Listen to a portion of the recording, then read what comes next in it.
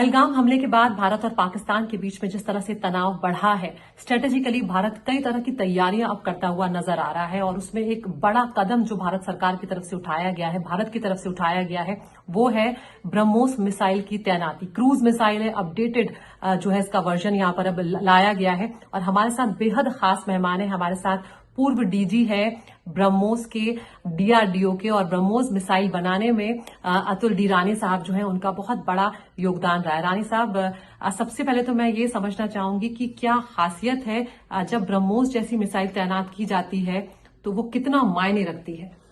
देखिए, ब्रह्मोस जैसा वेपन किसी कंट्री के पास नहीं है। ब्रह्मोस जैसा वेपन का सामना करना किसी के पास नहीं है। No air defence system can defeat BrahMos as of now, especially the Pakistani air defense system as of now. The BrahMos missile flies at such a speed that इसका रिएक्शन करने के लिए, अगर आपने इसको देखा भी ऑन अ रडार, उसको रिएक्ट करने के लिए आपके पास बिल्कुल ही समय नहीं होगा। उस वक्त तक आप उड़ा दिया जाएंगे। और यहाँ पर अगर हम बात करें कि इसको हम कहीं से भी लॉन्च कर सकते हैं तो ये एक बहुत बड़ी इसकी ताकत हो जाती है। यस, ब्रह्मोस जो है, it has been deployed with the Indian army on the ground. That is how we started the design with.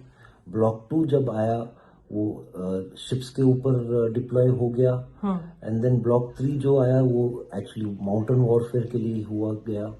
Then air version जो हमने किया है, so it is now fitted on the Su-30, यानी कि BrahMos missile can be launch from the land, from the sea and from the air. बिल्कुल, तो radar में भी नहीं आ सकती है, समुद्र, पानी, आसमान से भी लॉन्च की जा सकती है और जब तक रिएक्ट करेंगे तब तक बहुत देर हो चुकी होगी, क्योंकि जब तक उसे राडार में, अगर वो पकड़ में आ भी गई, वैसे तो उसे राडार में पकड़ना भी आसान नहीं, और अगर वो राडार में आ भी गई कि वो है, तब तक रिएक्ट करने में जितना टाइम लगेगा तब तक वो अपने निशाने पर पहुंच चुकी होगी। Absolutely. अब इसकी रेंज की अगर हम बात करें तो आप थोड़ा सा एग्जाम्पल देकर बताइए सर कि हमारे आसपास के जितने भी देश हैं, पड़ोसी हैं, पाकिस्तान है, इसकी रेंज कहां तक जाएगी?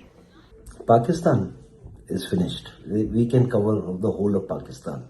उतना रेंज है हमारे पास। दूसरे देशों के साथ क्यों बात करना है? अगर हम लड़ाई में उतर आए तब देखेंगे उसका रेंज कितना होना चाहिए, then we will think of how to increase it if required.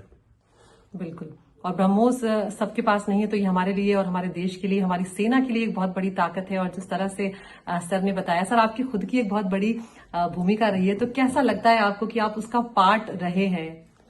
देखिए, being a part and being working on BrahMos has been joy, big Joy.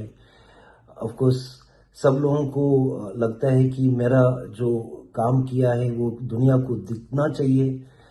हम तो वॉर मॉन्गर्स नहीं हैं, लेकिन अगर युद्ध हुआ, ये इस्तेमाल हो जाएगा and it will change the face of the war without doubt. बहुत बहुत शुक्रिया सर, बहुत बहुत शुक्रिया। Thank you.